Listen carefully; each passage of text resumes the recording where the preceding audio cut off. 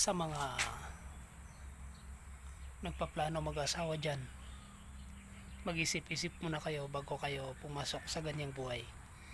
Kasi matinding laban ang inyong harapin. Wow! Ito, ipakita ko sa inyo ang buhay ng isang taong may asawa na. Talagang masaya, lalo na kapag mayroon ka ng anak. Woo!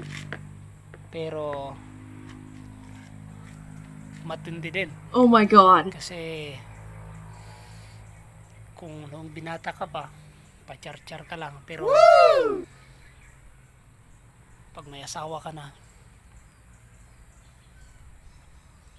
lahat ng yan harapin mo na yan. Kaya mag-isip ang paglalaba tulad niyan, and then pagkatapos maglaba, ayun, pati itsura hindi na madrawing, Oh my God. and paghugas ng plato, maglilinis ng paligid.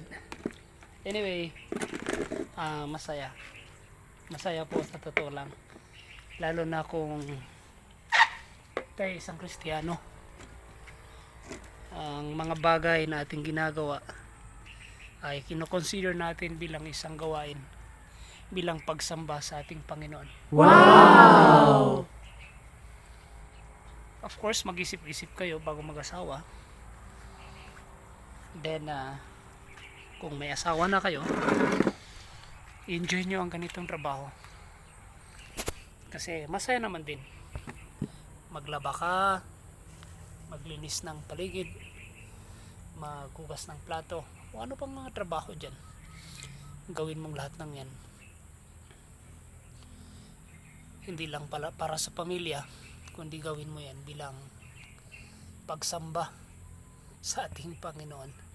Wow! Sige, mga kapatiran,